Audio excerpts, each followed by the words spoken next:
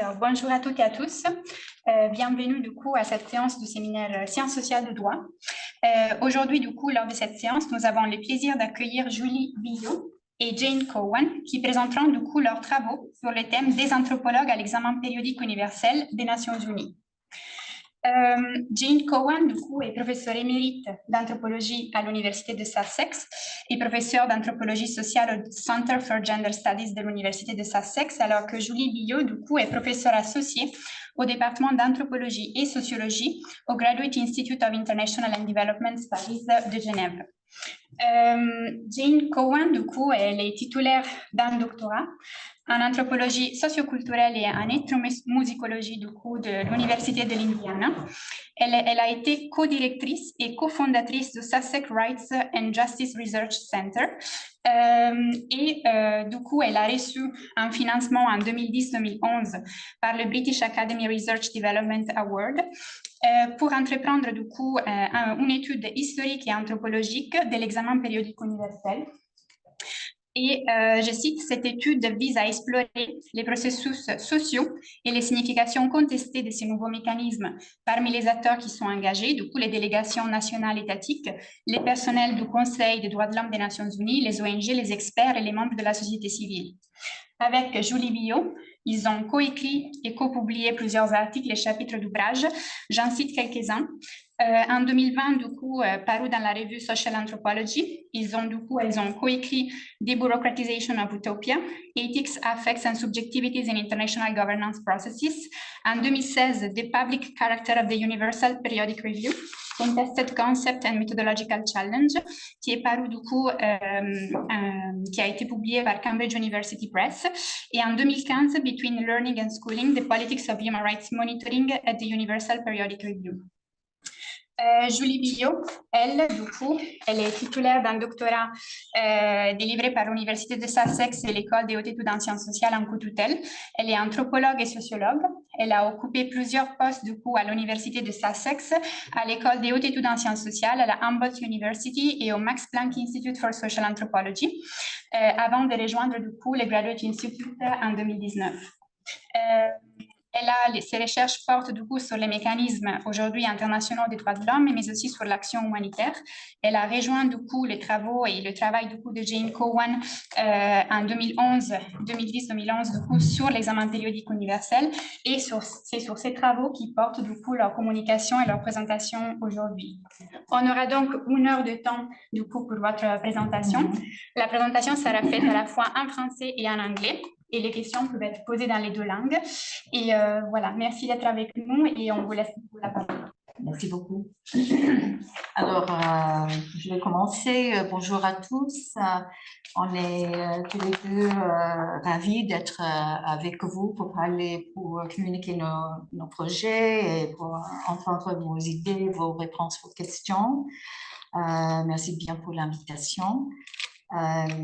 Moi, je comprends le français assez bien, mais je suis beaucoup plus confortable de parler en anglais. Et vous m'excusez parce que je m'exprime mieux en anglais. So, as Irene has said, the research that we're going to talk about is from the year 2010-2011, which was the last year of the first cycle of the Universal Periodic Review. So it was still very new and unfolding, and states that we observed were presenting for the first time. So this research was initiated after, at quite a late point in my career, after I had done many other things, including looking at gender and dance in a small town in northern Greece, in a community of Macedonian, Bulgarian speakers. And this was a situation seeing the ambiguous status of the status of these speakers and the silences around their histories, which led me to the League of Nations archives to look at the way the international community got involved in questions governing difference within nation states. And so I became interested more generally in how the international organizations, international community intersects with local and national issues. So this is part of where the project comes from. Yes, donc moi je vais parler en français et merci pour votre invitation et on va vous présenter, on va suivre cette structure en fait pour notre présentation. Je vais vous expliquer en quelques mots qu'est-ce que c'est que l'examen périodique universel. Ensuite, Jane va expliquer comment elle a théorisé l'examen périodique universel dès le début. Ensuite, je vais dire quelques mots sur la méthodologie qu'on a utilisée pour l'étudier. Et ensuite, on va vous présenter quelques-uns de nos résultats. Et puis, on va conclure. Et ce qu'on s'est dit, c'est que pour répondre à la question « Qu'est-ce que l'examen périodique universel ?» au lieu que je fasse une longue description, on va vous montrer une petite vidéo. Et c'est une vidéo qui décrit le système, le mécanisme qui a été produite par une ONG qui s'appelle uprInfo.org, qui est une ONG qui est un peu le gatekeeper de l'examen périodique universel. Alors, je vous montre ça et puis après, je vous ferai un petit résumé. Comme vous avez pu voir dans la vidéo, l'examen périodique universel, c'est un mécanisme qui a été mis en place en 2006 dans le contexte en fait de la réforme de la Commission des droits humains qui est devenu ensuite le Conseil des droits humains et c'est un mécanisme qui est vraiment a été mis en place avec le but de répondre à un certain nombre de critiques qui avaient été émises par un certain nombre d'États au début des années 2000, selon lequel, en fait, la Commission serait victime de politisation, selon laquelle certains États seraient souvent passés, pointés du doigt, alors que d'autres, qui seraient des violateurs aussi des droits humains, ne seraient jamais pointée du doigt, qu'elle était devenue sélective en fait dans sa manière d'approcher les droits humains, qu'il y avait une sorte de double standard en fait dans la manière de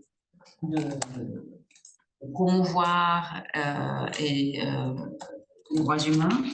Et donc l'idée c'était vraiment de créer un mécanisme qui pourrait reposer sur d'autres valeurs que celles de l'humiliation, ce qu'on appelle naming and shaming, mais qui serait plutôt un mécanisme qui permettrait la collaboration entre les États et qui permettrait surtout de répondre à ce souci d'universalité qui manquait dans la précédente commission, à savoir que tous les États et tous les droits humains seraient passés en revue.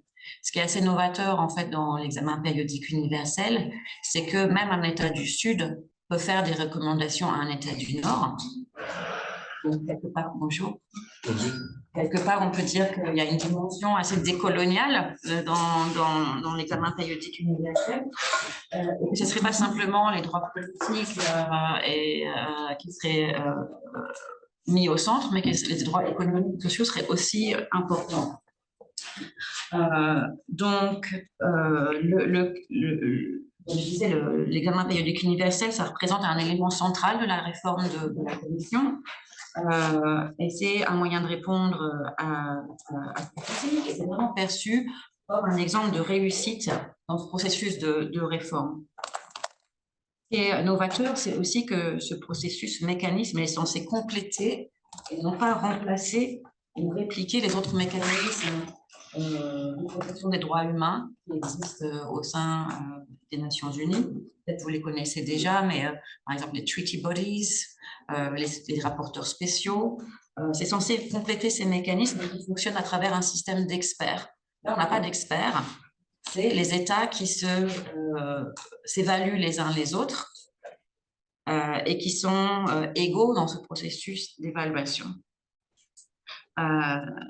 Vous avez peut-être aussi remarqué dans la vidéo que je vous ai montrée qu'il y a une insistance sur des principes fondamentaux, sur des objectifs, des standards, sur des modalités qui ont en fait été le fruit de longues négociations et débats entre les 193 États membres du Conseil des Nations Unies. Ce sont les principes d'universalité, les principes d'égalité, les principes je pourrais citer ça. Voilà, de coopération, de collaboration, de non-politisation, d'objectivité, etc. Et donc, l'idée, c'est de créer des règles du jeu équitables pour tout le monde. Donc, au lieu d'examiner un domaine spécifique des droits humains, comme c'est le cas, par exemple, dans les treaty bodies, c'est tous les droits qui vont être passés en revue. Et donc, de manière systématique et holistique, en suivant un système de reporting qui est standard, avec des documents qui sont les mêmes, qui suivent une structure qui est la même pour tout le monde, et avec un temps de parole pendant ce dialogue interactif qui est le même pour tout le monde.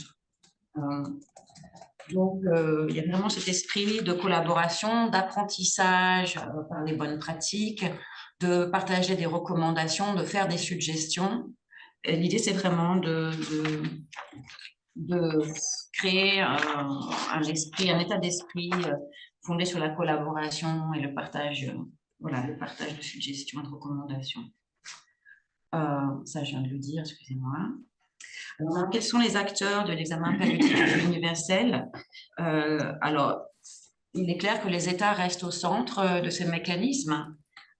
Ils sont aux manettes du mécanisme et ils interviennent de deux manières différentes, c'est-à-dire qu'ils interviennent soit comme État en cours d'examen, État examiné, ou ils interviennent comme État qui fait des recommandations aux autres États. Et en principe, tous les États peuvent participer à l'examen d'autres États et offrir leurs recommandations.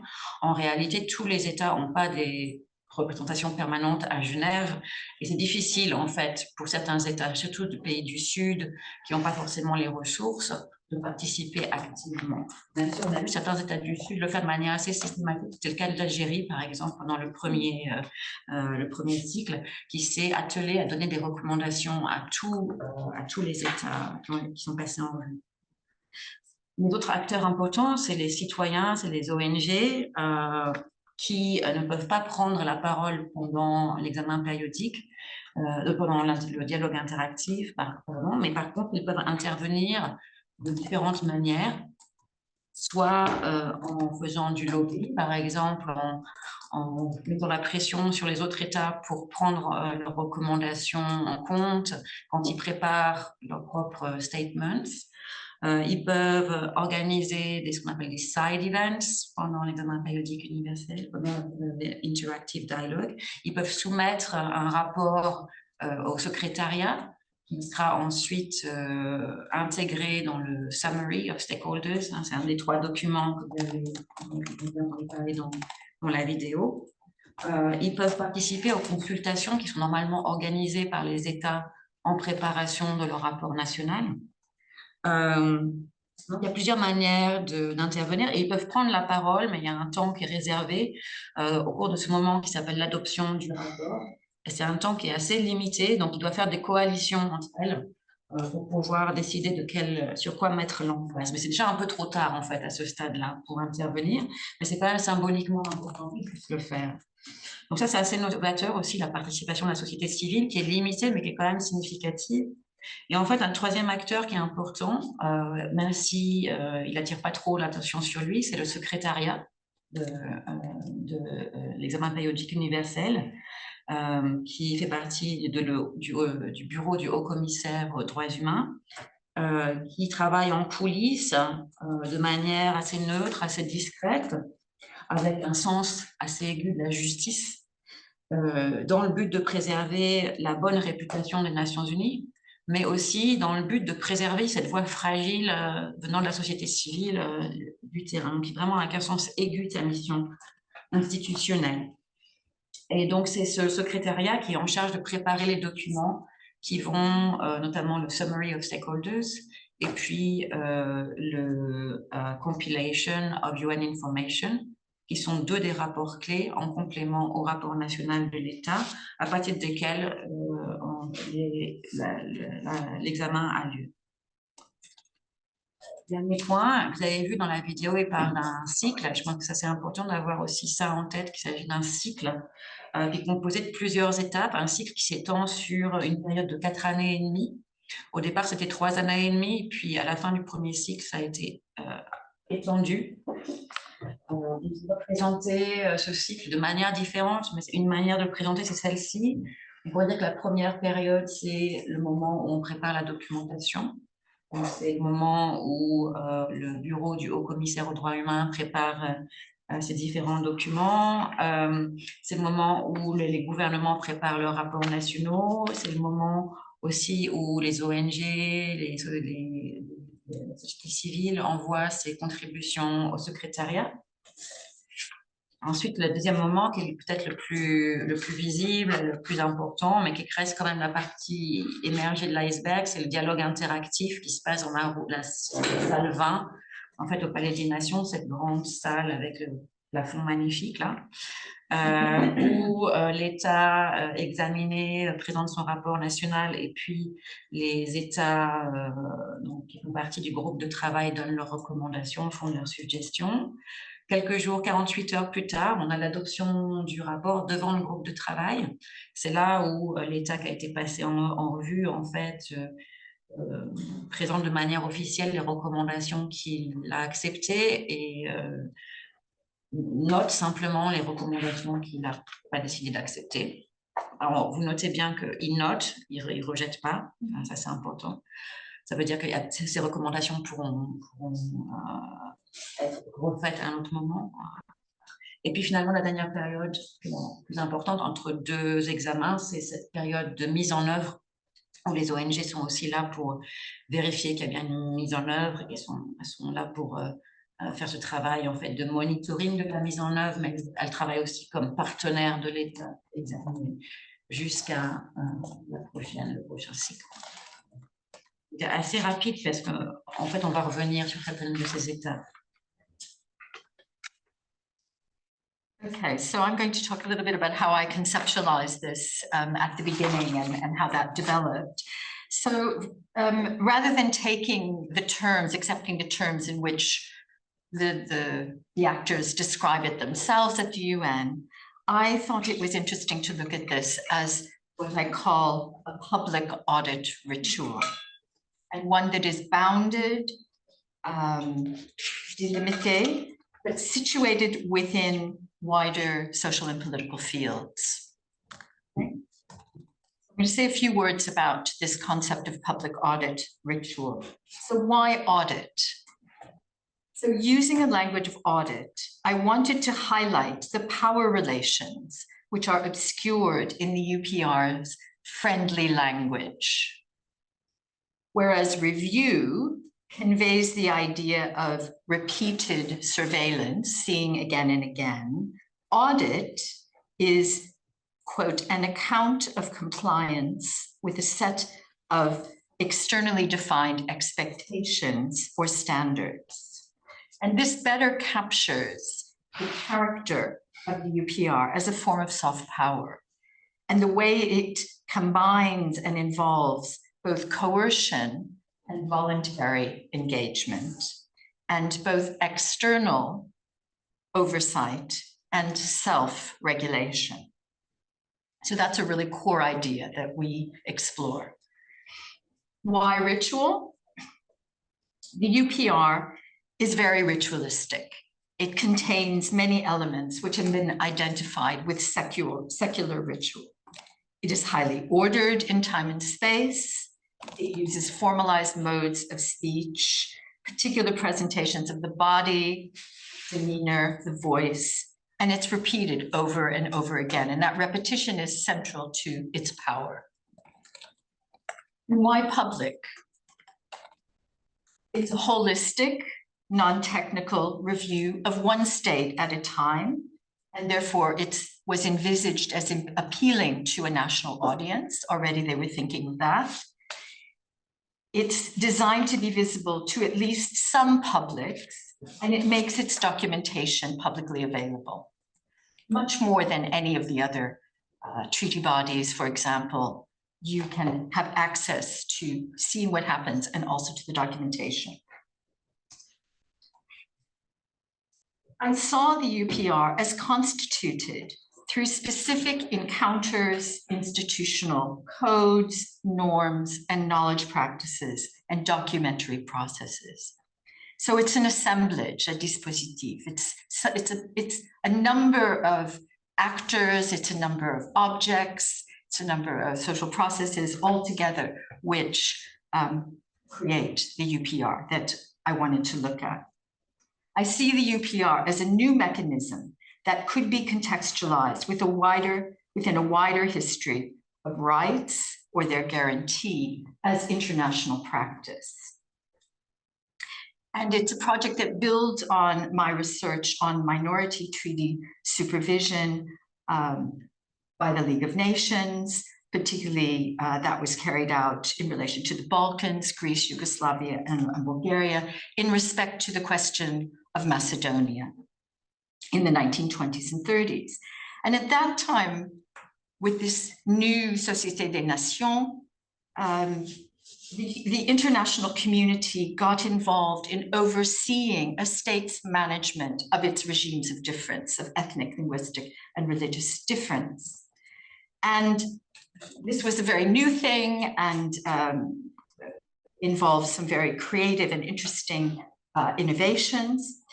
And this UPR offers an opportunity to look at this in the present, in the way that the international community is overseeing, surveying, supervising a state's management of the human rights of all its citizens. So it's different in the sense that it's pertaining to all citizens and not just minorities, and also that all states are implicated in this rather than simply minority states, which was a cause of great bitterness and anger at the time. So it's a chance to explore these two movements, this key problem of global governance. How does a society of states nudge or influence fellow states to do something in the global interest, something which is defined as positive and good in a context of nation-state sovereignty? How can we act in this context of nation-state sovereignty? So next one. So the debates that I wanted to converse with, that I was inspired by, first, anthropological work that examines the complex and contradictory ways that human rights unfold in practice in specific contexts, which include international institutions. So work by Tobias Kelly, Sally Engelmary, Annelies Riles, my own work with Marie Dambour and Richard Wilson in Culture and Rights. Secondly, with this multidisciplinary literature on audit and governance, as expressing new forms of power and shaping new subjectivities, which is influenced by Foucault, but has been developed by people like Nicholas Rose, Marilyn Strathern, Chris Shore, Susan Wright. And it was actually something that, as an academic in Britain, we were very much experiencing audit processes in the university. And I also wanted to develop more and think more about the work that I had begun on international supervision. I identified that over the 20th century, you can see a shift from supervision to audit, with some very, very interesting and important differences. But at the same time, there were kind of interesting continuities. And I'll just kind of point out two. The supervision of minorities that was developed at the League of Nations was based on the creation of a petition process, which was considered to be a very innovative procedure. It allowed anyone to submit information about alleged violations of a treaty. But what this did was open a space. It actually created a new political field in Bourdieu's sense of a configuration of forces and a site of struggle to maintain and transform those forces, to which people bring different forms of capital, different forms of knowledge, different forms of power. And it enabled all kinds of new encounters between claimants, between sort of proto-NGOs who wanted to come and help and support them, international civil service, also members of state. So it kind of created new kinds of interactions that had not existed before. So that's the first thing. And I think that the UPR does the same thing. It creates a new kind of political field. It doesn't invent things from scratch, but it kind of expands that field and sort of compels people to act and speak in new ways. The second thing that I found very interesting, and there are others, but for today, was the importance of the Secretariat, the importance of the civil servants in the League case, who essentially take charge of doing the day-to-day work of supervision. And they become experts on particular minority situations in particular states in the Balkans. And when a petition manages to get through the hurdle of receivability, which is very difficult, and a committee of 3 states meets to decide what to do, in fact, they are generally deferring to the minority section, to the director of the minority section, who has been prepared by his civil servants on what the situation is and probably what the best approach going forward is. So really to see this development and emergence of expertise within the international civil service is very fascinating, but of course they do it behind the scenes and in a very kind of self-effacing way. Yeah. Okay. So, question de recherche. Okay, so even in the first cycle, the kinds of questions that people were asking about the UPR generally were of the kind of how well is it working? How well is it working to improve people's human rights? And I wanted to take a step back and really ask a kind of bigger set of questions. What is the UPR, in fact? What kind of an assemblage is it? And in fact, I saw it, we saw it as an untidy, unruly assemblage of people, objects, texts, and utterances that extended across time and space. And we were asking, how do people and things together produce the UPR? Who speaks and how? Through what discourses and practices? Using what technologies? In reference to what relations? In what spaces? What shapes and forms do utterances have to take in order to be included? What can be said? What can't be said?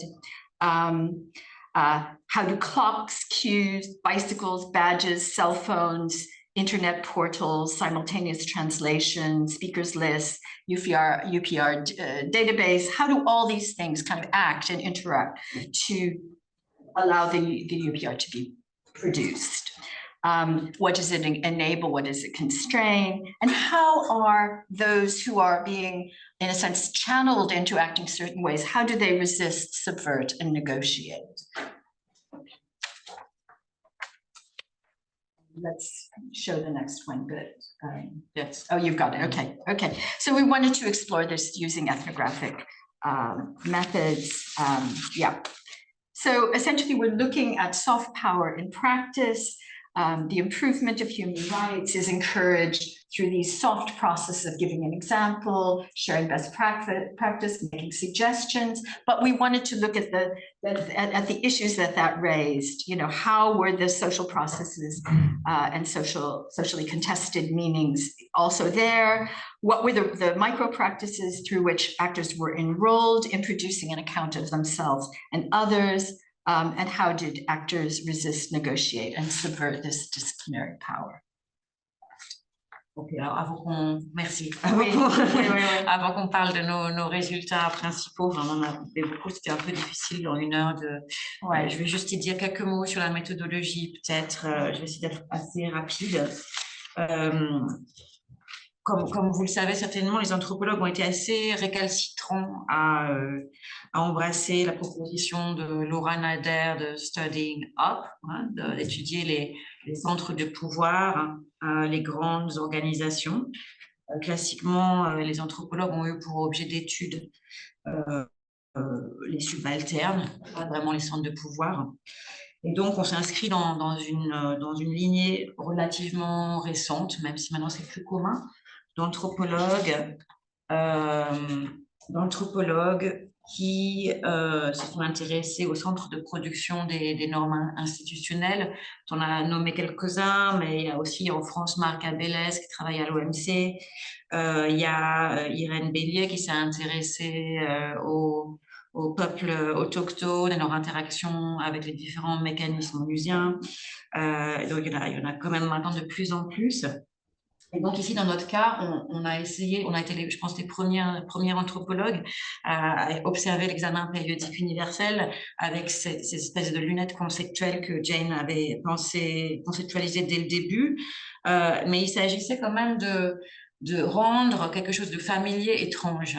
Parce que c'est vrai que pour des universitaires qui s'intéressent à l'international, il y a quelque chose d'assez familier dans ces grandes réunions, même si en effet c'est aussi étrange.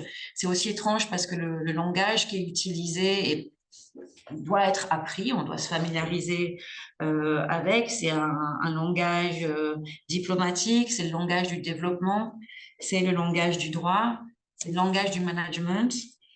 Donc il faut, c'est tout un jargon avec lequel il faut essayer de se familiariser. Et deuxièmement, comme Jane vient de le mentionner, c'est que l'examen périodique universel, c'est un mécanisme qui est très dispersé dans l'espace et dans le temps. C'est cyclique. Donc, comment est-ce qu'on utilise ça empiriquement quand on est une équipe de deux chercheuses, 2,5? On avait une autre collègue qui était vraiment aussi avec nous au début, mais qui n'a pas resté longtemps avec nous. Donc, on n'a pas pu vraiment observer partout où se déploie l'examen périodique universel. C'est pour ça qu'on était intéressés de voir que dans la salle aujourd'hui, on a quelqu'un qui a été à l'autre bout de la chaîne à essayer d'utiliser ces recommandations pour essayer de faire des choses. Donc, on a dû développer en fait différentes techniques pour essayer d'observer le mécanisme. Et ce qu'on a essayé de faire, c'était de penser en fait en termes de scène et de coulisses. C'était assez utile. Alors au départ, on a observé surtout le dialogue interactif. Donc c'est un moment du cycle, comme vous avez vu, depuis la galerie publique qui se trouve au-dessus de la salle 20. Je ne sais pas si on a une photo, mais vous avez peut-être vu cette galerie vitrée qui se trouve au-dessus de la salle. C'est là où le public peut venir. Puis, on s'est rendu compte qu'il y avait ces événements parallèles qui étaient organisés par les ONG. On a commencé à observer ces événements. La photo en bas à droite, c'est un de ces événements side events organisés par les ONG. Et c'est là, en fait, où elles lobbyent les États et elles essaient de faire passer leur message. Petit à petit, l'ONG uprinfo.org, dont on a vu la première vidéo, a mis en place ces pre-sessions. Et c'est quand, en fait, c'est quelque chose qui a été créé. Donc, encore une fois, on voit bien comment l'examen périodique universel évolue aussi grâce à l'engagement de la société civile. Et donc, ces pre-sessions, ça permettait en fait aux ONG de présenter en face des diplomates qui voulaient bien venir leurs recommandations et présenter la situation des droits humains dans leur pays. Puis, on s'est rendu compte qu'en fait, on pouvait essayer d'obtenir en négociant avec des ONG un badge qui nous donnait accès à la salle au ground floor. Et là, on a pu commencer à échanger des cartes de visite avec les diplomates et les ONG qui étaient là. Ça nous a permis d'avoir une vision un peu différente parce que là, on voyait si les diplomates en question étaient en train de regarder leurs emails ou, je ne sais pas, faire autre chose sur leur ordinateur. Ça nous permettait aussi d'entendre les conversations dans les couloirs. Ça nous permettait aussi d'accéder plus facilement aux différents acteurs. Puis, j'ai réussi à négocier, en fait, devenir stagiaire pour le secrétariat. Donc, j'ai pu pendant quelques mois devenir un de ces rapporteurs qui travaille en backstage, dans les coulisses, qui produit les documents et puis ce rapport qui est produit 2 jours après l'examen d'un pays. Donc, ça m'a permis un peu de comprendre un peu la vie sociale de ces documents. Et qu'on a passé pas mal de temps aussi à relire ces documents, à essayer de les analyser, à revoir les vidéos, etc. Donc, il y a beaucoup de matériel aussi qu'on pouvait obtenir à travers les sites web. Mais surtout, on a passé beaucoup de temps dans cet endroit-là. C'est la photo en haut à droite, qui s'appelle le Serpentine Bar. Et c'est là où tout le monde socialise, en fait. Donc, c'est un peu comme ça qu'on a compris qu'on pouvait nouer des relations. Parce que ce qui est un enjeu majeur, c'est on travaille avec des gens qui ont très peu de temps, qui passent à Genève pour 24 heures. Et donc, la seule manière vraiment de les attraper, c'est un peu dans ces endroits-là. C'est la cantine, c'est au bar. Et donc, c'est un endroit assez ressource, clé pour pouvoir nouer des relations. Oh yes, no, we didn't. And we also, I mean, we went to two short field visits dans 2 pays différents, la Grèce, que Jane connaissait bien, et la Belgique, pour essayer de voir comment les États se préparaient dans ces 2 contextes nationaux. Alors, bon, la plupart de nos terrains étaient à Genève, mais on a essayé le plus qu'on pouvait d'étendre nos terrains. Il aurait été vraiment intéressant de pouvoir mener aussi du terrain dans un pays du Sud, mais on n'avait pas les ressources pour le faire. En tout cas, ça nous a permis d'avoir un peu une vue de comment un État se prépare. Un État comme la Grèce, qui est dans une situation économique très précaire, ou un État comme la Belgique, qui est très familier avec les processus européens déjà, qui a déjà mis en place des procédures pour produire des documents institutionnels de ce type-là. Je pense qu'on ne va pas dire plus que ça, James, si tu es OK. Oui, non, mais non, c'est voilà. Donc, on va parler de nos résultats. OK. OK. So go to the next slide. Yeah. Ouais. Okay.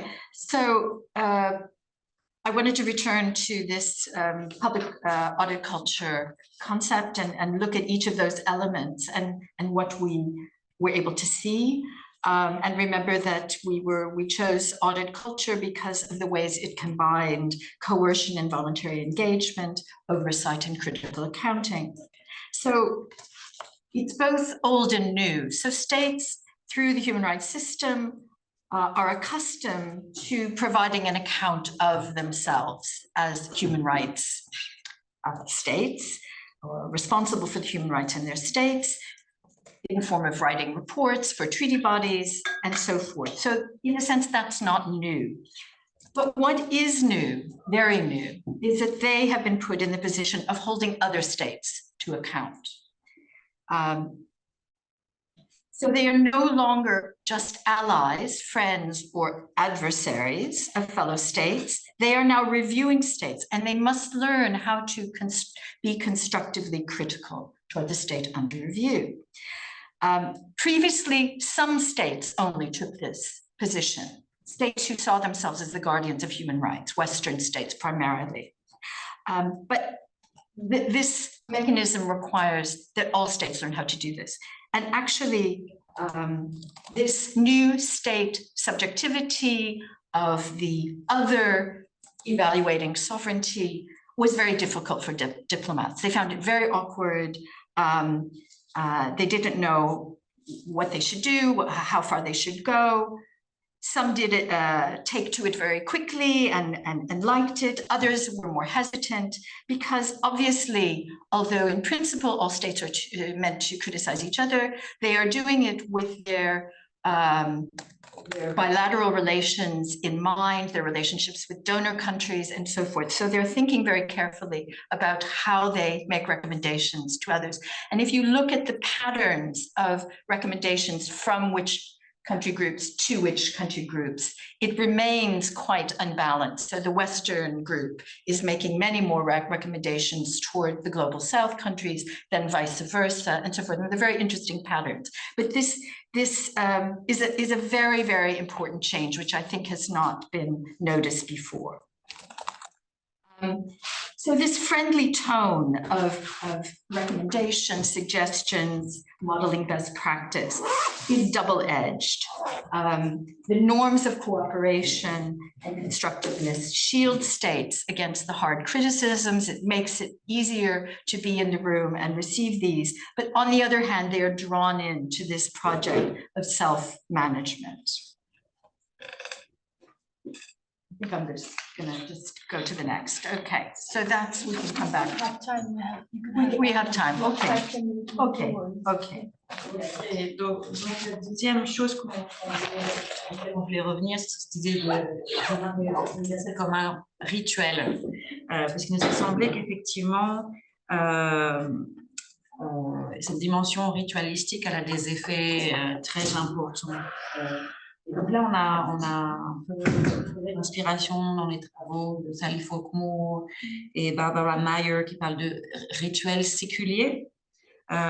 Notamment, elles se sont penchées sur les rallyes politiques, les carnavals, les compétitions sportives, les fêtes nationales et sur ce que ces différents rituels en fait signifient pour la production du social. Et donc l'examen périodique universel, c'est aussi une forme de rituel séculier avec des caractéristiques qui sont distinctes, comme on trouve dans tous les rituels, c'est-à-dire une certaine formalité ou un formalisme, je ne sais plus. Je fais des anglicismes maintenant. On voit que, par exemple, toutes les interventions des États, leurs statements, suivent des patterns, linguistic patterns qui sont toujours les mêmes. Il y a une fixité dans ce rituel, c'est-à-dire qu'il y a un cadre temporel qui est régulier, que la chronologie est toujours respectée, qu'il y a un ordre pour les étapes pour être passées en revue avec des agendas, etc. Donc, il n'y a rien qui est vraiment laissé au hasard. La répétition est aussi très importante. Et puis, c'est aussi un exercice qui est incorporé dans le sens où il y a beaucoup de choses qui se passent sans être dit, en fait. Le simple fait que ce soit répété sans arrêt fait que certaines manières de parler de droits humains deviennent naturelles, font common sense. Et donc, le processus rituel affecte la manière dont le langage est utilisé et ses significations. Et ces interventions, donc, elles sont performatives dans ce sens.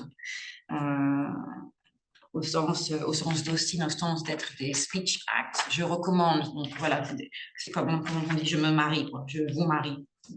C'est fait. Il y a quelque chose qui s'est produit. Voilà.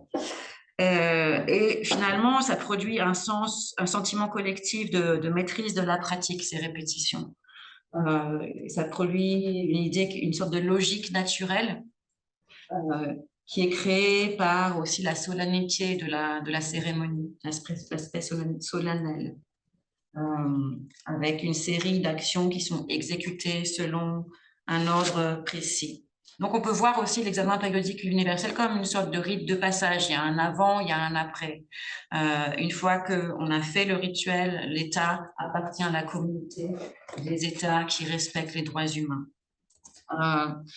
Et c'est parce que tous les États vont participer. Ça, c'est un élément, je pense, assez significatif de l'examen périodique universel, c'est que tous les États jusqu'alors ont participé comme prévu. Et ils ont tous soumis, peut-être à une exception ou deux près, des rapports. Donc, ils se sont pliés au rituel, au jeu.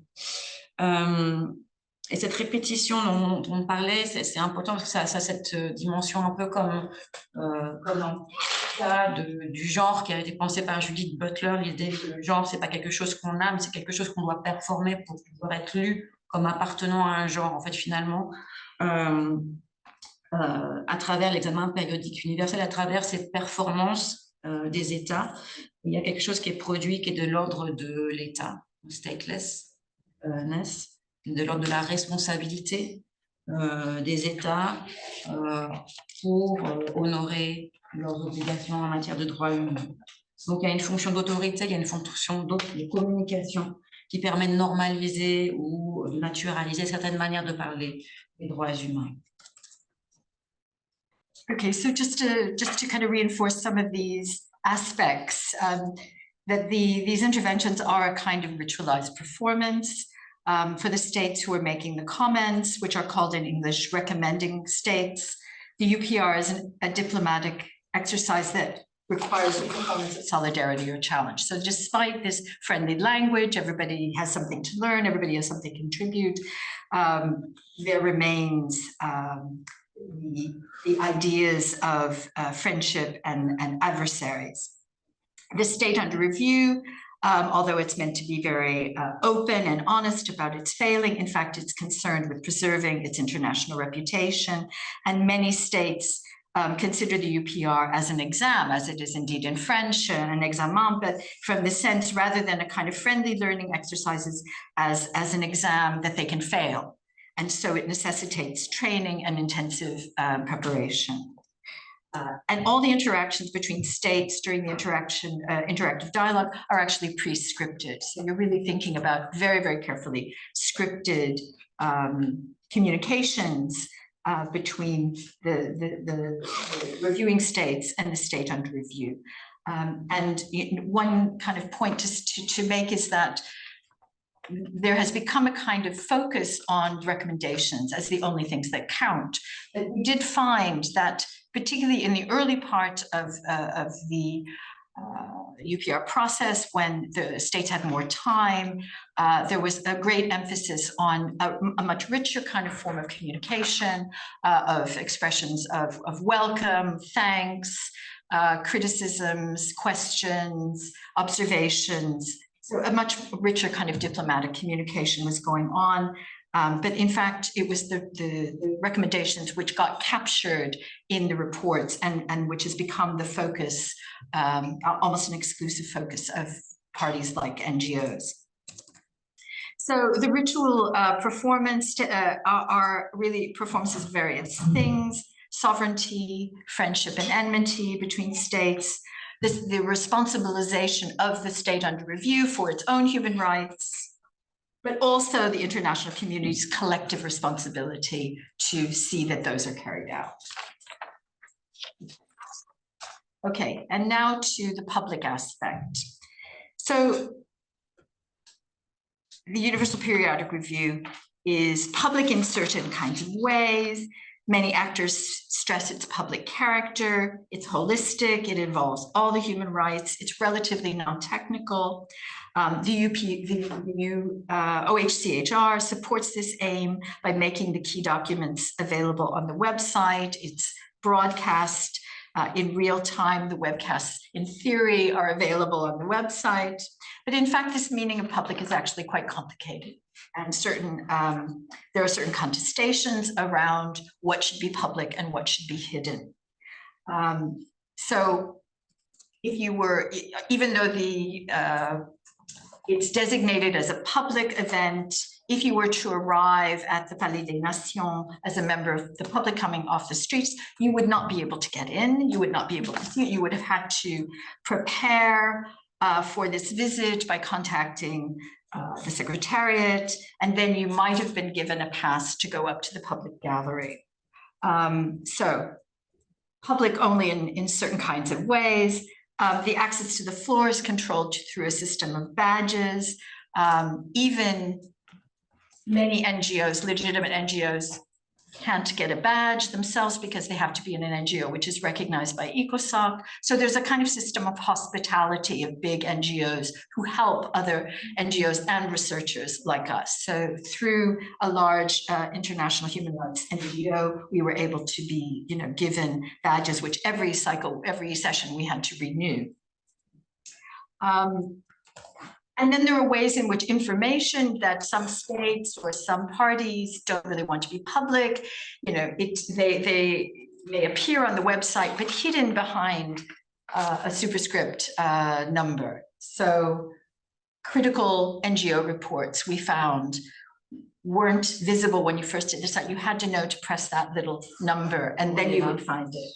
Sur la slide, tout en bas, j'ai fait une capture de l'écran sur le site. Oui, okay, you can see that. Voilà, il y a les petits footnotes, vous voyez. En fait, si on ne sait pas, mais en fait, on ne peut pas trouver, mais si on clique sur ces footnotes, on va avoir accès à toutes les contributions des ONG. Donc, c'est caché, mais en même temps, c'est public. C'est ça qui est intéressant. So these sort of cunning strategies we were finding. Yeah. So essentially it's public in these various ways and not public, but also we realize that this review is the tip of the iceberg, that there are so many other things going on and we can only see some things there. Ok, je ne sais pas si on a le temps de faire cet exercice parce qu'on a encore beaucoup de choses à dire. Donc, ce qu'on voulait essayer de faire, c'est vous montrer un petit vidéo, comme ça vous avez un peu une vue de à quoi ça ressemble. On le fait quand même rapidement, mais Une minute de plus. on peut faire ça si vous nous donnez 10 minutes de plus. On fait le switch, la gymnastique des audios. Ouais, je vais faire ça. C'est un exercice que je fais avec mes étudiants, en fait, mais je me dis que c'était intéressant qu'on le fasse ensemble. Je leur montre un examen périodique universel, pas en entier, ça fait 3h30 d'enregistrement. Je leur montre des extraits et puis je leur dis que quand ils regardent, ils doivent essayer de penser à comment la réunion est organisée. Qui parle quand un État parle? Pourquoi il y a tant de salutations et tant de répétitions? En quoi ça pourrait faire comprendre quelque chose sur cette idée de sociabilité internationale, si on peut parler de sociabilité. Pourquoi les interventions, elles sont minutées, pourquoi les gens parlent si vite, et puis quelle est la signification politique des recommandations qui sont faites. Alors, on a choisi, en fait, de montrer l'examen périodique universel des États-Unis. Il est intéressant. Le dernier, c'était sous Trump. Donc, vous allez voir, vous allez regarder l'attitude de manière... regardez l'attitude de la délégation qui représente les États-Unis, et puis on va vous montrer 2 types d'interventions différentes. Vous allez vraiment voir des différences de style, même si vous n'êtes pas forcément familier avec le vocabulaire. Elle ne souhaite pas la bienvenue à la délégation, elle ne les félicite pas pour leurs résultats, quels qu'ils soient.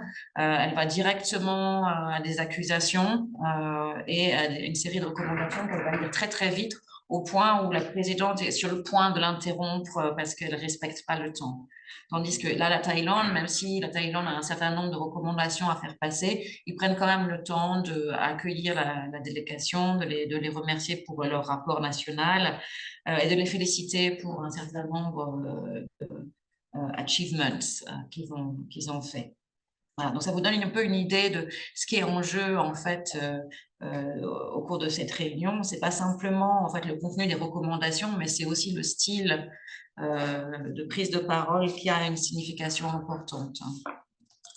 Excusez-moi, le délégué américain là, c'était le chargé d'affaires, c'est ça? C'est quand Trump n'avait pas nommé de représentant permanent. Ah, c'est une bonne question. Alors dans la délégation, ouais, on a Alexander, ici, Andrew Bamberg, ouais. C'est ça. C'est ambassadeur permanent des États-Unis. D'accord. Ouais. Il n'a pas été nommé par Trump, justement. Je ne me souviens plus de ça. Il y avait une histoire comme ça. Probablement. Ouais, il y avait une histoire comme ça où, en fait, il n'avait pas nommé d'ambassadeur. Le représentant permanent des États-Unis à Genève était quelqu'un de beaucoup plus accommodant. Et en fait, l'effet pervers pour Trump de ne pas avoir nommé quelqu'un, c'est qu'il avait quelqu'un qui, en fait, ne représentait pas ses vues à lui. Ah, ça, c'est intéressant. Ouais. Et ça a arrangé beaucoup les autres diplomates, c'est ce qu'on m'avait dit. Ouais. Alors, on avait observé l'examen périodique universel du premier cycle des États-Unis, et c'était un style tout à fait différent parce que c'était sous Obama. Et là, on avait une délégation qui était beaucoup plus diverse, qui était avec un style qui était beaucoup moins prétentieux, qui était beaucoup plus modeste, avec un examen qui était beaucoup plus critique et une volonté aussi de permettre l'intervention de la société civile à travers un town hall meeting qu'ils avaient organisé à la suite. Donc, il y avait vraiment une performance d'inclusivité qui n'était pas du tout là, en fait, dans cet examen sous l'administration de Trump. Il y a quand même beaucoup de choses à observer dans la salle.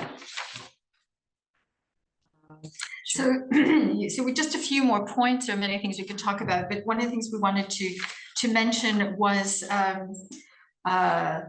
the linguistic manifestations of the ethics of the UPR, and one of our beloved theorists, Mikhail Bakhtin, who has given some really interesting kind of ideas to work with. I think that one of the things that I found very inspiring was the way he talked about the social nature of the voice, the way in which when we speak, we are the voice is influenced, pressed by the voices of others who we are hearing from the past and anticipating a response. So very much to think about that. And I think this was very relevant in thinking about the statements that the diplomats read out, both on an ethical level, but also on a practical level. The statements are, in fact, drafted by multiple civil servants, some in Geneva, some in the state which is being reviewed. It goes through multiple drafts. They draw on texts from the stakeholders report. They draw on text from treaty body recommendations. So really, who is speaking when the state is speaking? It's a very interesting question. Et c'est aussi vrai pour les rapports en fait, qui sont produits par le secrétariat. En tout cas, pendant le premier cycle, le secrétariat était très, très soucieux de faire en sorte qu'aucun rapport ne puisse être associé avec aucun drafteur. C'est que c'était un exercice collectif d'écriture de ces rapports. C'est plus le cas maintenant pour des raisons d'efficacité et de rentabilité. Maintenant, on a un rapport par drafteur. Mais à l'époque où j'ai fait mon stage, en fait, on travaillait vraiment de manière collective avec des inputs venant de différentes divisions en fait du bureau au secrétariat, au secrétaire aux droits humains. Right. And just the other day, idea of the speech genre and how the genre can be very restricting and canalizing of what can be said and what can't. Yeah. Voilà, donc en pensant à ça, on a essayé de regarder les documents, pas simplement à leur surface et ce qu'il y avait écrit sur les documents, mais plutôt en faisant ce stage, j'étais intéressée de comprendre à quelle est la méthode en fait qui est utilisée pour produire ce texte et quelles formes de sociabilité sont mobilisées pour produire un document qui soit le plus autoritatif, avec le plus d'autorité possible. Ouais. Et ça nous a permis en fait d'avoir une sorte de point d'entrée dans les réseaux transnationaux et les relations forgées par les mécanismes de la gouvernance nationale. Parce qu'effectivement, ces documents, c'est des emblèmes un peu, ils sont presque fétichisés, ils sont partout, hein, sur les tables, dans la salle 20. C'est des emblèmes d'organisation moderne, d'organisation efficace, c'est des badges de rationalité. Et pourtant, en fait, quand on observe la manière dont ils sont écrits, on s'aperçoit qu'il y a beaucoup de relations, en fait, il y a beaucoup de sociabilité derrière. À l'époque où j'ai fait mon stage, par exemple, il y avait des drafteurs qui n'hésitaient pas à prendre leur téléphone et contacter en fait les membres de la société civile dans un pays en disant bon, votre contribution elle est super, mais vous êtes une coalition au sein de laquelle on a un parti politique. Ça pour nous c'est pas possible. Si vous acceptez de nous envoyer une autre soumission en enlevant le nom de ce parti politique, on va pouvoir l'utiliser, l'intégrer dans notre résumé. C'est plus le cas maintenant. Encore une fois, l'examen périodique universel change avec le temps. Mais il y avait cet espace-là, au moins pendant le premier cycle, pour faire ce type d'intervention. De la même manière, il y avait ces réunions hebdomadaires et puis mensuelles pour finaliser les documents au cours desquels il y avait vraiment un exercice collectif d'intelligence collective pour réfléchir à comment prioriser certains sujets, à comment essayer aborder certains sujets sans qu'ils soient d'emblée rejetés par un État qui serait sensible à une thématique particulière, par exemple. Donc, il y avait vraiment ces dimensions affectives qui étaient importantes, en fait. Ce qui m'a assez étonnée, parce que c'est vrai qu'on a, depuis l'extérieur, cette vision de bureaucratie aseptisée, hermétique, froide. Mais en réalité, je me suis rendu compte que ces rédacteurs, ils se voyaient vraiment comme des activistes. Ils comprenaient leur travail comme un travail de défense de ces voix fragiles qui venaient du terrain. Et donc, ils mettaient beaucoup d'affect en fait, dans la rédaction et de passion dans la rédaction de ces textes. Et c'est pour ça que dans un article, je les ai appelés les gardiens de la vérité. Je les ai comparés à des parésiastes modernes en m'intéressant notamment aux travaux de Foucault, notamment sur cette question de la parésia, ces concepts grecs antiques qui veut dire franc-parler, qui est fruit en fait d'un engagement à dire la vérité, à embrasser certaines vertus comme l'exposition au danger, l'exposition volontaire au risque, et la maîtrise d'un certain mode d'expression qui ferait autorité. Et donc, c'est à la fois, Parésia, une sorte de technique, mais c'est aussi un ethos, c'est une manière d'être. Et dans la démocratie grecque, la parésia, c'est aussi un droit politique qui permet à l'homme politique influent de participer au gouvernement de la cité et d'emporter l'adhésion de ses concitoyens parce qu'on sait qu'il est en train de prendre un risque en parlant de cette manière-là, en parlant de cette manière aussi franche. Et donc, il y a donc, dans la parésia, on va dire que pourrait être l'examen périodique universel tel qu'il est vécu par ses rédacteurs, cet désir aussi de prendre des risques tout en s'assurant de maintenir les valeurs qui sont importantes pour les Nations Unies, qui sont celles de la neutralité, de l'objectivité, de la transparence. Alors, comment concrètement on s'assure que ces valeurs sont honorées? Eh ben, c'est par exemple en ayant des procédures pour inclure ou exclure des contributions qui sont envoyées par les ONG. Voilà. C'est en classifiant les différentes parties prenantes en fonction de leur statut ECOSOC. Enfin, c'est vraiment des choses qui peuvent paraître banales et absurdes, mais en fait qui sont absolument importantes pour maintenir cette image de neutralité, d'objectivité. C'est avoir ces réunions hebdomadaires au cours desquelles on prend des décisions collectives sur comment organiser le rapport pour qu'ils puissent dire la vérité et pour qu'ils puissent faire autorité autant du point de vue des États que de la société civile. Souvent, les drafteurs m'ont dit on écrit le scénario et eux, les États, ils vont jouer la pièce qu'on a écrite pour eux lors d'un organe interactif. Alors, bien sûr, c'est pas vrai, comme Jane le disait. Quand les États préparent leurs interventions, ils vont peut-être un peu lire ces documents, mais ils vont aussi demander l'avis de leurs diplomates dans les pays concernés. Ils vont consulter leur ministère. Ils vont parler avec des ONG. Ils vont aussi essayer de mettre en relation leurs propres priorités politiques. C'est pas du tout sûr que, en fait, ils pensent que ces documents-là, c'est ceux qui font le plus autorité. Mais en fait, pour les rédacteurs de l'examen périodique universel, pour le secrétariat, ça leur donnait un sens de sense of purpose, quoi. Ça leur donnait un sens de faire quelque chose qui était important. Parce que c'est vrai que c'est un travail qui est éminemment ennuyeux en réalité. Voilà, peut-être j'arrête là. Et tu veux conclure, Jane?